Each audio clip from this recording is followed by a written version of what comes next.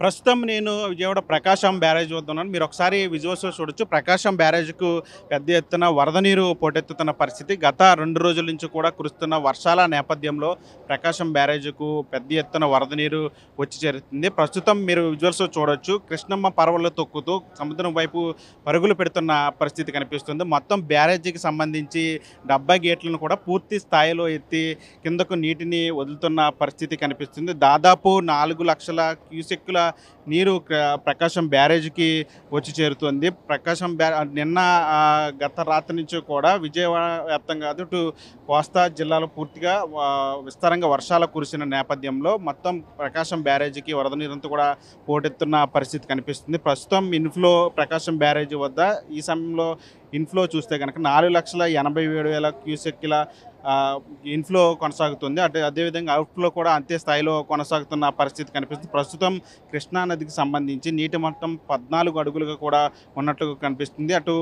ప్రకాశం బ్యారేజ్‌కి పెద్ద ఎత్తున వరద నీరు పోటెత్తడంలో ఏదైతే పరివాహక ప్రాంతాలు ఉంటాయో పరివాహక ప్రాంతాలకు సంబంధించి ప్రజలను కూడా అప్రమత్తం చేస్తున్న పరిస్థితి కనిపిస్తూ ఉంది. మరోవైపు తెలంగాణలో కూడా గత కొన్ని రోజుల నుంచి కూడా కంటిన్యూగా వర్షాలు కురుస్తున్నాయి. అక్కడి నుంచి వచ్చినటువంటి వరద నీరు అంతా పాటు వాగులు, వంకల ద్వారాగా ఇటు ప్రకాశం బ్యారేజ్ చేరుతుంది. మరోవైపు అటు శ్రీశైలం ప్రాజెక్ట్ నుంచి వస్తున్న వరద నీరు, అదేవిధంగా సాగర్ నుంచి వస్తున్నటువంటి వరద నీరు, పులిచింతల నుంచి వస్తున్న వరద నీరు అంతా కూడా ప్రకాశం బ్యారేజ్కి కిందకి దిగువకు విడుదల చేస్తున్న పరిస్థితి కనిపిస్తూ ఉంది.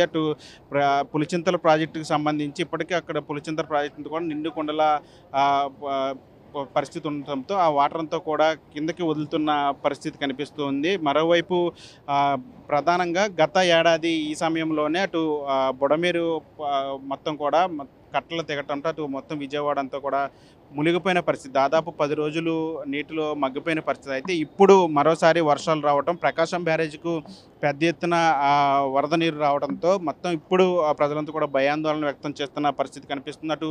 బుడమేరుకు సంబంధించి ఒక పక్క అధికారులు ప్రమాదం లేదని చెప్తున్నప్పటికీ కూడా కానీ ప్రజల్లో మాత్రం ఎంత భయం కనిపిస్తూ ఉంది. ఎందుకంటే ఉన్నట్టుండి ఒక్కసారిగా వరద నీరంతా కూడా మొత్తం విజయవాడలోకి వచ్చేయడంతో పూర్తిగా కూడా చాలా వరకు విజయవాడ సగం వరకు కూడా పూర్తిగా నీటి మునిగిన పరిస్థితి. దాదాపు ఫస్ట్ ఫ్లోర్ల వరకు కూడా వాటర్ వచ్చేసి మొత్తం 10 రోజుల పాటు మొత్తం విజయవాడ అంతా కూడా ఒక జల ప్రళయం కనిపించింది. ఈ నేపథ్యంలో ఇప్పుడు బుడమేరుకు సంబంధించి కూడా వాగులు, వంకల నుంచి వచ్చేటువంటి వాటర్ సోర్స్ ప్రధానంగా బుడమేరుకి ఉంటుంది. అయితే ఇప్పుడు ఎన్టీఆర్ జిల్లా వ్యాప్తంగా కూడా జీకొండూరులో ఉన్నటువంటి పులివాగు కూడా వరద పోటెత్తుతోంది. ఆ వంతెనకు ఆనుకొని వరద ప్రవహిస్తున్న పరిస్థితి కనిపిస్తుంది. కుంటముక్కల వద్ద కొండవాగు, మైలవరం వద్ద మరో కొండవాగు, రెడ్డిగూడెం నుంచి కోతల వాగు వరద పోటెత్తుతుంటే బుడమేరు ప్రవాహం కూడా పెరుగుతోంది. వెలగలేరు హెడ్ రెగ్యులేటర్ వద్ద నిన్న రాత్రి 10 గంటల సమయంలో మొత్తం 6,000 క్యూసెక్కుల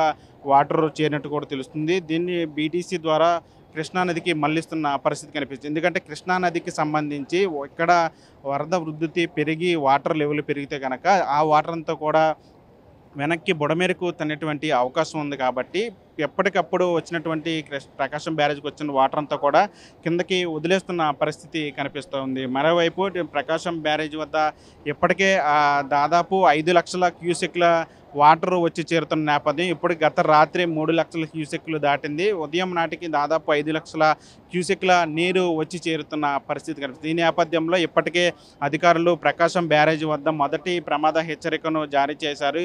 ఈ నేపథ్యంలో నదీ పరివాహక ప్రాంతాలు ఏవైతే ఉంటాయో ఆ ప్రాంతాలకు చుట్టుపక్కల ప్రాంతాల ప్రజలందరూ కూడా అప్రమత్తం చేస్తున్న పరిస్థితి కనిపిస్తుంది. మొత్తం ప్రమాద హెచ్చరికలు జారీ చేయడంతో జిల్లా యంత్రాంగం కూడా అప్రమత్తమైంది. కలెక్టరేట్లో కంట్రోల్ రూములు కూడా ఏర్పాటు చేసి అన్ని శాఖల అధికారులు అందుబాటులో ఉండేలాగా ఆదేశాలు జారీ చేసినట్లు కూడా తెలుస్తుంది. తీర ప్రాంత గ్రామాలను ఖాళీ చేయడంతో పాటు పునరావాస కేంద్రాలను కూడా సిద్ధం చేస్తున్న పరిస్థితి కనిపిస్తుంది. నగరంలో నిన్న రాత్రి కురిసినటువంటి వర్షానికి మొత్తం 3 ప్రాణాలు కోల్పోయిన పరిస్థితి కనిపించింది. అయితే ఇప్పుడు ఈరోజు కూడా విస్తారంగా వర్షాలు కురుస్తాయని చెప్తున్న నేపథ్యంలో అధికారులు కూడా పూర్తిగా కూడా అప్రమత్తం అవుతున్నారు. అయితే నిన్న గత రాత్రి కురిసినటువంటి వర్షాలకు విజయవాడలో 3 ప్రాణాలు కోల్పోయిన పరిస్థితి. అయితే అలాంటి పరిస్థితి తలెత్తకుండా అధికారులు ముందస్తు చర్యలు తీసుకున్న పరిస్థితి కనిపిస్తుంది. ఏదేమైనప్పటికీ కూడా గతంలో జరిగినటువంటి చేదు అనుభవాల దృష్ట్యా ప్రజల్లో భయాందోళన నెలకొన్న నేపథ్యంలో అధికారులు కూడా దృష్టి పెట్టి దీనికి సంబంధించి ముందస్తు చర్యలు తీసుకోవడానికి కూడా ప్రజలు కూడా కోరుతున్న పరిస్థితి కనిపిస్తుంది. సీనితో మనీ ఆర్టీవీ విజయవాడ నుంచి. తెలుగులో న్యూస్ కి ఫాస్టెస్ట్ యాప్ ఇప్పుడు టోటల్లీ న్యూ అవతార్లో జస్ట్ 5 seconds లో కంప్లీట్ న్యూస్. సోషల్ మీడియాలో ట్రెండ్స్ కి వన్ స్టాప్ సొల్యూషన్.